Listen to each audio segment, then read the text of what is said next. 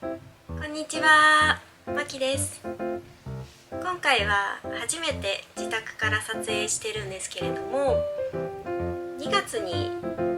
韓国に行ってきまして、その時の動画はもう YouTube の方に 2,3 ヶ月前に全てアップし終わってるんですが、その時にダイエット薬を2箇所のところからもらってきまして、その結果はまた別の動画に出しますよというお話をさせていただいておりました。今回はその動画になります。で、どんなものが処方されたか、あと飲んだ結果と感想、注意点などをお話ししていきたいと思いますので、ぜひ最後までご覧ください。まきまきチャンネル。まずどうしてこういう動画を、出そうと思ったかなんですけれども、もともと私はダイエットというのを薬に頼るっていうのは反対派で、今日本では注射薬とか、飲み薬ももちろんなんですけど、結構ね流行ってきて、それを使用されてる方っていうのもいらっしゃると思うんですけど、でなんで今回そういったものに手を出してみたかっていうことなんですけれども、渡韓について、X や Instagram など、各 SNS で調べてみると、結構ね多くの方がこういうダイエット薬を韓国でもらったりっていうのをされているっていうことで、結構流行ってる、聞きもしてるし、目にもしたので、実際どういったものが処方されるのかっていうのが非常に気になったので、今回ゲットしてきました。まず1つ目はライオン漢方というお店のものになります。で、こちらのお店は、LINE の方で全て問診などやり取りをして、で日本にもう直接配送してくれるっていう流れで、通常はお薬をこう買ったりっていう流れになるんですけれども、するタイミングだったのと、あとどういったお店なのかなっていう、ちゃんとしたところのものなのかなっていうのを実際目で確かめたかったので、予約までは全部 LINE で、もちろん日本語も、大丈夫です。日本語で予約をして、お薬いくらですっていう形で全部やり取りをして、お店に直接行ってお支払いと受け取りをしてきました。なので、送料分は浮いた感じになります。実際の LINE を見ながらお話しさせていただくと、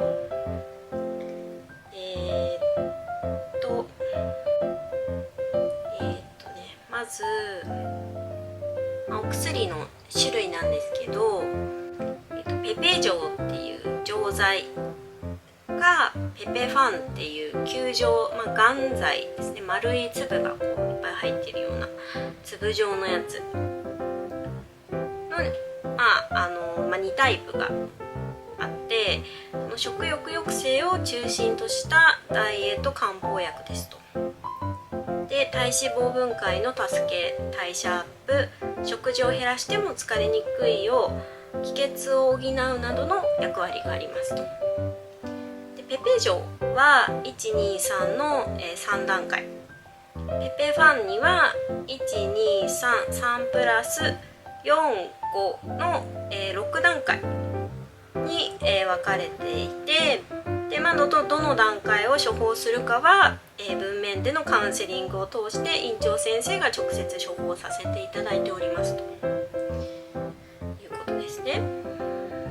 今のは食欲抑制のダイエットの方、もう一つが、デトックスファン、デトックスプラスファン、デトックス錠というの方があって、こっちは腸内の毒素、老廃物排出、むくみを改善ということで、こっちはデトックスに特化した方になります。で、通常、その食欲抑制の方と、必要であればデトックスの方っていう両方こう組み合わせて、服用するっていうのが多いみたいで、私も今回は両方とも購入してきました。で、妊娠中授乳中の方は服用できませんと、ステロイドは含まれておりませんという一応注意書きはあります。はい。で、金額は、こちらに別のところに記載しておきますね。はい、でお支払い方法はペイパルの送金、クレジットカードが使えるということですね。はい、で、私はペペファンですね、眼剤の方ですね、こちらの2段階というのを、まず購入しました。で、通常当院ではコーヒーなどのカフェインに不便さを感じなければペペファン2段階より処方、他のダイエット薬を服用した際に不便な症状がなければ3段階より処方するように強度を調節していますということですね。で、ペペファンは段階が高いほど効果がいいというわけではありませんと。ペペファンを服用した際に動悸や頭痛、手の震え、不眠症などがなく、ペペファンを服用して1から2時間後に食事をすると適度に食べれば腹8分目程度ですぐにお腹がいっぱいになるとちょうどいい程度です、ちょうどいい強度ですということで、なってるのと、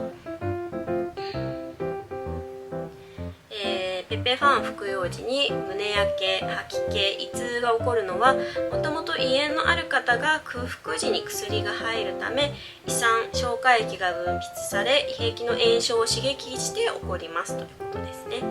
でペペファン服用時に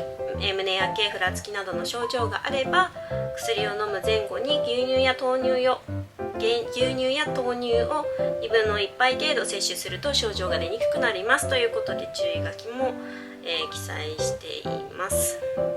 で、服用方法なんですけど、お昼、昼食と夕食の 1,2 時間前っていうのを目安になっててなので1日2回服用ですね。デトックスファンに関しては、寝る前または寝る 1,2 時間前に1包ずつ服用してくださいということです。でデトックスファンに関しては、今の言ったやつですね。でデトックスプラスファンっていう、デトックスファンに便秘薬が追加されたお薬ということで、後で説明するんですけど、こちらは、1日おきに寝る前に2分の1包ずつ、服用して翌日排便がすっきりしない場合は1日おきに、就寝前に1包ずつ服用ということで、一応ちゃんとこう明確にどれぐらい飲んでくださいっていう記載は、されております。あとね、いろいろ書いてはあるんですけれども、一般的にはそんな感じですね。でペペファンは最初の 2,3 日は半分ずつ2分の1包ずつ1日2回服用して、で、動悸や手の震え、頭痛などがなければ1包ずつ1日2回にしてくださいということで、最初の3日間ぐらいはちょっと半分で飲んでみて、大丈夫であれば通常の量にしてくださいねっていう、感じになってます。あと食事についてもね、いろいろ書いてあって、で実際に、こういう、LINE だけじゃなくてこういう、こういうのも薬を受け取った時に入ってて、飲み方、あと、食べ物もこう注意してくださいねっていう、一般的なダイエットで、注意するようなことがねずらっと書いてあるんですね。なので、薬だけじゃなくて食事も、ね、気をつけていきましょうっていう感じみたいです。あと運動療法とか、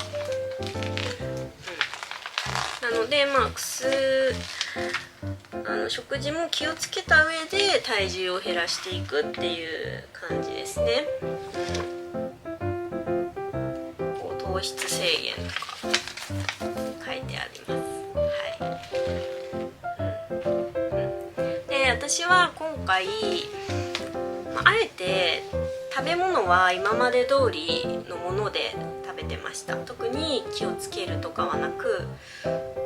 そうしないと本当に薬の効果で痩せてるのか、もしくはその糖質制限をしたから痩せたのかっていうのがやっぱりマスクされてしまって分かりにくいかなと思ったので、今回はそのようにしています。で、次に、具体的にどういう生薬が含まれているかっていうのを、ライオン漢方さんに送っていただいたので、それを載せますね。成分は、こちらです。ペペファンと、デトックスファン、デトックスプラスファンに入っている生薬の一覧は、こちらになります。で、1個ずつ一応大まかな説明はこちらに載ってるんですけれども、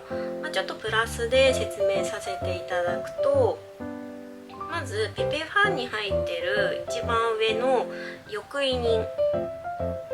翼異人は、体の中の余分な水分や老廃物を外に出す働きがあって、で、胃腸の調子を整えるために便秘や下痢に効果があります。で、体の中の余分な熱を抑える作用もあるので、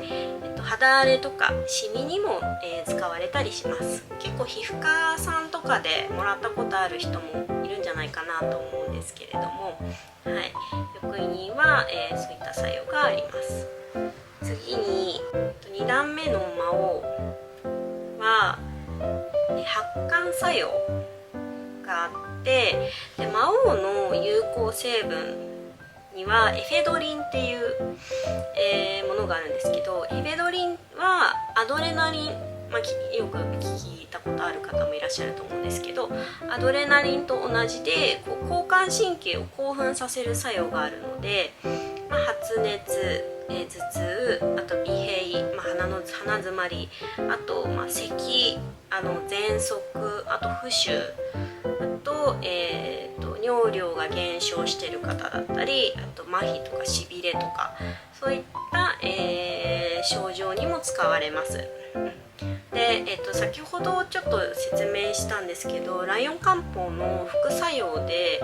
手の震え、動悸っていう記載があるんですけど、それはこの魔王によるものなんじゃないかなと思います。次、3段目に、上から3段目に載ってる当人。で、当人は、補充と液とか消立作用っていうのがあって、疲労倦怠感、あと食欲不振、あと狡猾、下痢とかに用いられます。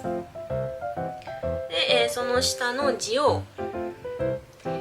は造血作用だけじゃなくて血行障害とかホルモン分泌障害にも効果があります。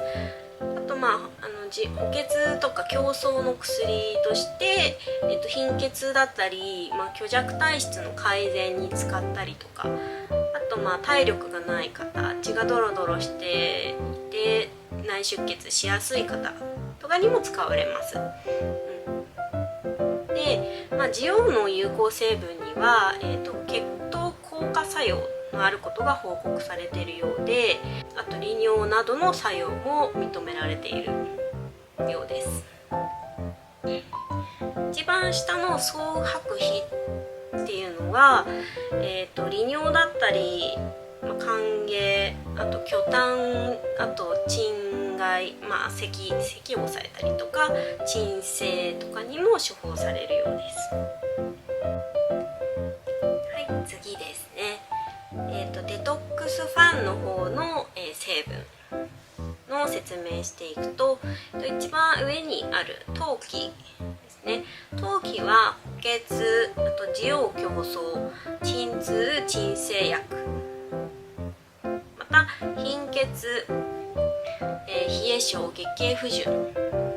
などの婦人科の、疾患で用いられます。で、2段目、上から2番目の、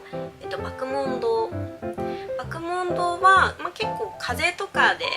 麦門堂糖っていう漢方を処方された方もいるとは思うんですけれども、鎮害、咳止を抑えたりとか、あと巨炭、あと死者、下痢ですね、下痢止め、あと滋養強壮作用を期待する漢方に、含まれますと、配合されますということですね。で、その下の当人も鎮害、巨炭、あと便通の改善。その下の当人も、当人はクオ血作用っていうのがあって、婦人薬に配合されたりとかもするし、あと順調作用っていうのがあって、便秘の改善ですね、こちらも、で使われますと。で、その下のイクリニンっていうのは、便秘や尿量減少、あと浮腫に使われるということですね。で、そのデトックスプラスファンっていうのには、一番下に書いてあるのがセンナですね。日本だと千のシド、プルゼニドっていう名前で結構流通されてるお薬なんですけど、それが含まれてるということですね。なので当たり前なんですけど、便秘の方はデトックスプラスファンっていうのを飲んだ方が効き目は感じられるのかなという、より効き目が感じられるかなっていう感じの処方内容になってます。これが基本的な成分のようですね。で、次に、飲んでみた結果なんですけれども、最初はね怖かったので、もちろん半分ずつペペファンもデトックスファンも服用していて、1週間ぐらい経ってから通常の1包ずつに、量を、私はしております。増量してます。で、1ヶ月飲んでしっかり毎朝体重計に、何も飲んだり食べたりする前に体重計に乗って、測ってたんですけど、約 1kg の、減量でした。もちろんホルモンバランスで日々の増減はあったりもするんですけど、最終的に 1kg の減量ということですね。で、食欲は確かに抑えられてるというか、お腹いっぱいになるのが多少早くなったなという、実感はあります。デトックスファンに関しては、最初に飲んだ1日目とかは数日間は効いた感じがしたんですけれども、それ以降はあんまり効果は実際感じなかったかなという、むくみだったりとかお腹の調子はそこまで飲むことでの改善はなかったかなという、印象です。で、結構匂いが独特で、あんまり体に良くなさそうな悪い匂いというかそんな感じ。漢方の匂いとかとはまた全然違う香りが、して、匂いはちょっと苦手でしたね。あと、元剤を私は選んだので、量の調節っていうのはしやすかったんですけど、結構ねお水で飲んだ時に口の中にわっと丸いつぶつぶが広がるんで、ちょっと飲みにくさはあります。ただ大きい錠剤が苦手な方とか、そういった方にはいいのかなとは思います。で、成分を見ての私の感想なんですけれども、やっぱりり魔王が入ってるので、人によってはね、動悸とかの副作用症状が出やすいというのと、あまり継続して飲むのは良くないんじゃないかなというのが印象です。であとデトックスプラスファンに入ってるセンノシドに関しても、これはねやっぱり継続することで効きが悪くなったりとか、よく聞かれるんですね。なのでどちらも、短期間の服用がいいんじゃないかなと思いました。次に、紹介するのは本殿にあるリエンジャンクリニックというところで、こちらは処方薬になりますね。処方していただいて薬局で受け取った薬になります。で、実際にこれは最後の1袋というか3回分があるので節約で説明させていただくんですが、こちらは問診票の記載だったり医師の診察を受けて処方されたので、あくまでも私に出されたお薬の一覧になります。先ほどのライオン漢方とは違ってメインは西洋薬になります。で、こんな感じで一方化されていて、朝これが朝ですね。朝12345 6.5錠、6.5個、お昼が4、夜が、5個入ってますね。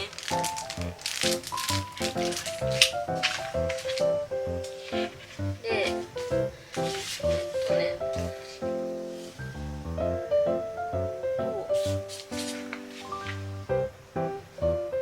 実際に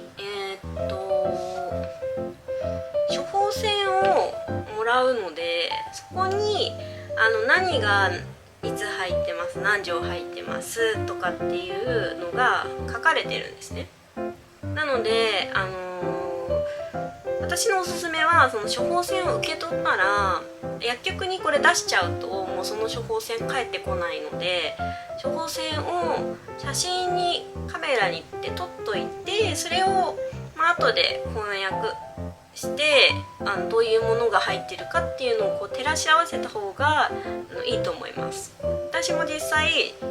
それをしてます。一応ねこういう紙ももらってるんですけど、それがおすすめです。で、私に出ているそれぞれの成分を、実際に、説明していきます。はい。でね、これも注意書きをねもらったんですよ。もらってちょっとねもらったのがどっか行っちゃってるんですが朝昼夜となるべく起きて5時間6時間間隔で、食事によらず、飲むっていう、ことでした。はい、ごめんなさい。ちょっと詳しいことをもし違ってたら訂正しておきます。はい。で、実際にこうですね。まず1個ずつ説明していくと、これだね。この朝入ってる、見えるかな。このね4分の1錠入ってるやつがあるんですけど、これがダイクロジン錠っていうダイクロジン錠 25ml っていうもので、ヒドロクロロチアジドっていう、チアジド系の利尿薬、これは日本でも似たようなのは処方薬としてあります。利尿剤ですね。利尿剤、もちろん健康な人にはあんまり出ることはないです。まずそれが入ってるのと、あと朝入ってるこの茶色のカプセル2つ、これがちょっとよくわかんないんだけど、ブドウ派乾燥 X っていうもので、慢性静脈不全による下肢浮腫、下肢重圧感、あと痛みの症状の改善ということですね。だからその血流が悪いことによって生じている浮腫だとか足の痛みとかに効きますよというものですね。はい、次、このお昼に入ってるこの黄緑色の、楕円形の錠剤、これですね。これが、アルティス錠 480mg という、アルチオクト酸トロメタミンかなっていうやつで、神経細胞の損傷を防ぐことで糖尿病による神経障害の治療に用いられますということですね。で糖尿病の患者様に、神経障害が起こるので、そういった方の治療薬っていうのは日本にももちろんあって、おそらくそれと同じような薬なのかなというところですね。はい、次、これ夜入ってる白色の、楕円形のやつ、でこれが、ネオカルディ錠というもので、ビタミン D ですね。これカルシフェロールというものになります。多分これはね、おそらくこの利尿剤とかが入ってたりするので、電解質バランスが崩れやすくなるので、副作用の予防で、入ってるものかなというふうに推測します。はい、で、次、朝と夜入ってるちょっと大きめの丸い錠剤あるんですけど、これですね。これがダイアベックス錠って言って、日本でいうとメトホルミン、メトグルコ、いわゆる糖尿病の治療薬になります。で次、朝とお昼に入ってる黄緑色と白色のカプセル、これですね。これがS フルオキセチンっていう、フルオキセチン、ちょっと名前で医療系だとわかるかもしれないんですけど、 SSRI と言われるいわゆる抗うつ薬の一種になります。でこれはね、なんで入ってるのかちょっとわからなくて、食欲系で入れているのかどうなのかっていう、ちょっといろいろ考えたんですけど、多分そういう系で入ってるのかなとは思うんですが、なぜかちょっと抗うつ薬が入ってますね。次、夕食後だけ入ってるもので、このちっちゃい白い錠剤、これがトピラマート、日本でも食欲を抑える作用で使ったりもするので、おそらくそれが目的で入っています。日本で、トピラマートが出るときは、一応、処方添付文書上の適用を取っているものだと、てんかんの治療薬としてのみ適用が取っているお薬なので、それが通常なんですけど、一応臨床的には食欲を抑える作用で使ったりも、されてます。今回は多分そっちで出てますね。次、朝昼夜入ってるこの白い丸の錠剤、これですね。これが、ミグリトールというもので、アルファグルコシダーゼ阻害薬と言われる、ものになりまして、糖尿病の治療薬です。で、最後に朝昼夜入ってるこの緑と黄緑の大きめのカプセル、これですね。でこれがねちょっとこれもよく分かんなくて、グリーンティーパウダーっていうものと、グリーンティーパウダーっていうのと、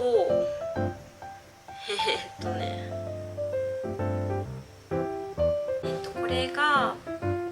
グリーンティーパウダーっていうのと、オルソシコっていうすいません、ちょっとね日本ではないものでちょっとよくわかんないんですけど、そういったものが入ってますね、成分で。123456789全部で私は9種類の薬がこんな感じで入ってました。それを1日3回飲むということですね。で、1ヶ月、こちらも1ヶ月ですね服用した結果、先ほどの体重、ライオンの後に飲んだんですけど、0.75kg の減量でした。ライオン漢方とリエンジャン続けて、丸2ヶ月ぐらい飲んで、1.5kg の、減量ということですね。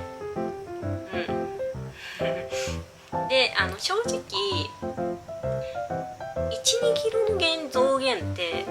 結構女性だとホルモンバランスとかもあって、結構私もね1ヶ月の間でも変動しやすいんですよ。で、その中の最高体重と、終わった時の最低体重での、結果になるんですけど、やっぱり飲んでる時の方がその増減も少なかったです。で、そうだ大事なことを思い出したはい。で先ほど9種類入ってるっていう話を処方されたっていうお話をしたんですけど、正直飲まなかった薬もあります。結構飲んでないのあって、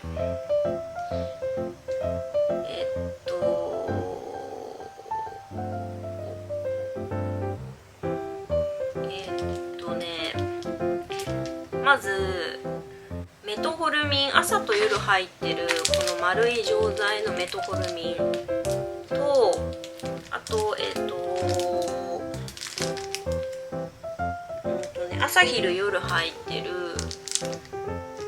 このちっちゃい方の丸の、3錠、1日3錠飲む、アルファグルコシダーゼ阻害薬の、アルファグルコシダーゼ阻害薬のミグリトール、こちらも糖尿病の薬だから、糖尿病の、としての薬2種類はまず飲んでないのと、あとその時は別に気持ちも別に普通だったし、やっぱりねなんかあんまり精神系に作用する薬ってむやみやたらに飲むのってあんまり良くないと思うんですね。仕事からそう思うので、朝と昼入ってるこの白と黄緑色のカプセル、フルオキセチンという、抗うつ薬ですね。こちらも飲まなかったです。で、ちょっとトピラマートっていうね、そちらももともと抗てんかん薬の薬で夕食後に入ってるこのちっちゃい丸の粒なんですけど、これは食欲を抑える作用としても飲まれる場合もあるお薬には日本でもなってて、それはねちょっと気になったので、どれぐらい抑えられるのかなと思って、量も25ミリかな、多分これ少ない量ではあったので、ちょっと試しに飲んでみたんですよ。そしたら飲んで20 2時間後ぐらいからもう手のしびれがすごくて、結構ね副作用、添付文章っていうね私たちが普段参考にするものにもしびれっていうのは結構高頻度であるような記載がもともとあるので、これかっていう感じで結構ねびっくりしました。結構本当にねしびれが結構ずっと半日以上が続いて、それがねちょっとどうしても気になってしまったので、私はもう1回だけトピラマートに関しては1回だけ飲んで、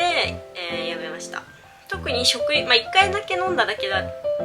ていうのもあるんですけど、1回だけ飲んでも特に食欲は特に変わらなかったです。もうしびれだけ気になってしまって、はい、私にはなんかどんな効果があるのかなっていう感じだったので、トピラマートは飲まずに、やめました。そんな感じですね。だから結局飲んだのは利尿剤、あと浮腫に、使われるカプセルと、副作用予防のビタミン D と、あとよくわからないさっき言った、このグリーンティーパウダーみたいなやつ、このカプセルを飲みましたということですね。で私の方は正直飲まなかった薬もあるので、しっかり飲むとまた効果としては違ってたのかなとは思います。で、ただねこのリエンジャンの方で処方された西洋薬に関しても満腹になるまで早くなってたので、結果的には食欲は少し抑えられていたのかなというような印象はあります。でそのグリーンティーパウダーっていうこのよくわからないもの、なんかね他は利尿作用があるとか、明確にどういった作用があるっていうのが分かって飲んでるんですけど、これに関してはよく分かんなかったんですが、その食欲を抑える作用、私が飲んだ薬の中で食欲を抑えられる作用があるのは唯一このよくわからないこの黄緑と緑のカプセルだけなんじゃないかなっていう感じなので、多分これがおそらく私の体には合ってて効いたんじゃないかなという、効いたんじゃないかなと思ってます。